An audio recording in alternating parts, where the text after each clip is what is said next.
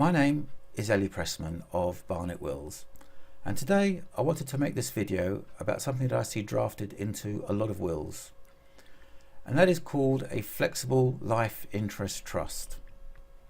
Now you may or you may not be familiar with the term, and it's usually where somebody owns a property solely and wants to leave it to their children, but wants to make sure that if they die first, that their surviving spouse or partner can live in that property for the remainder of their days.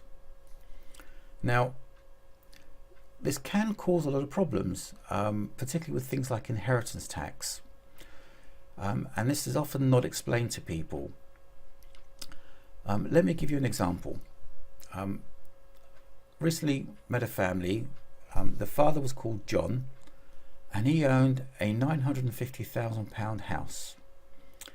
In his will, he wanted to leave it to his children, but he wanted to ensure that his wife could live there for the remainder of her days after he died, so the children would have to wait until their stepmother died before inheriting fully. His wife Mary also had a small estate, around about £300,000, which she was leaving to her own son. Now, her own son was under the mistaken impression that because the £300,000 that he was inheriting from mum would be inheritance tax free.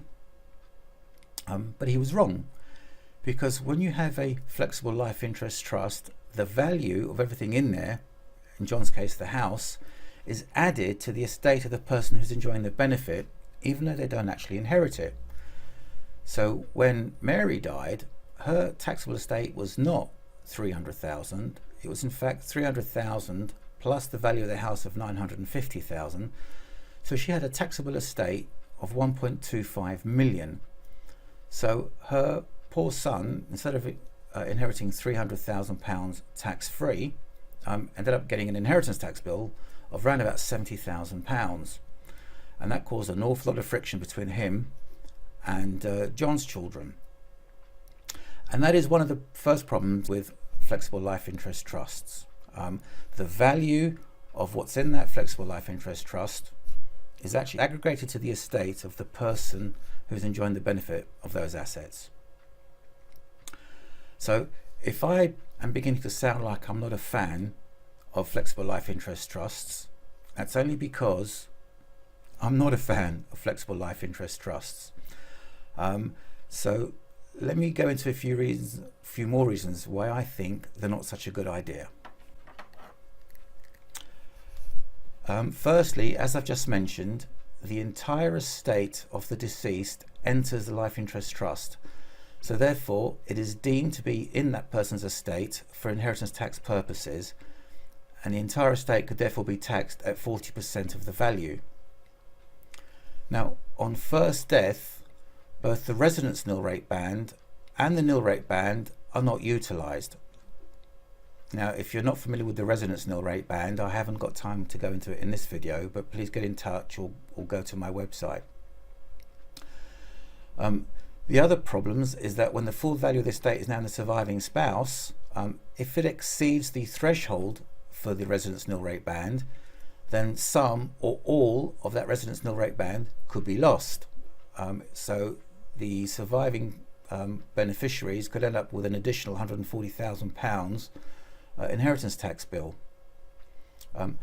On second death, the executors of the will would need to claim the transferable nil rate band and the residence nil rate band, because these are not automatically applied, and that's extra work for them.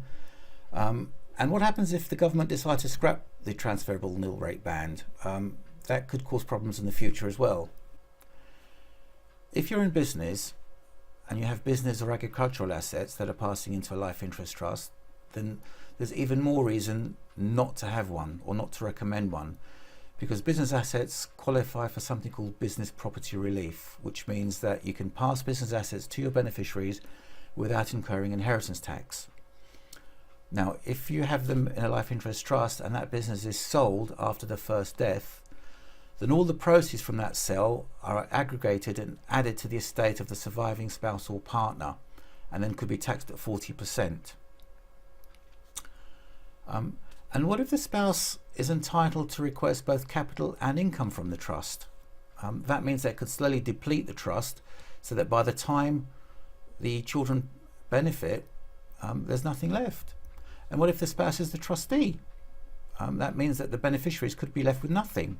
So in John's case, if his spouse Mary was a trustee, she could have sold the house, taken the cash, and left her stepchildren with nothing. And some, but not all, flexible life interest trusts give an indefeasible right to income. That means that if the surviving spouse goes into care, then that income could be assessed for their care fees.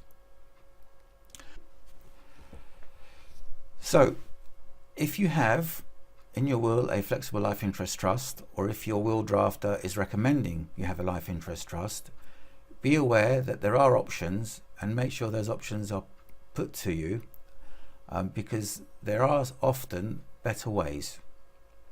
If you want some advice or if you need to talk to me, then please give me a call or email me, and I'll be happy to have a chat with you.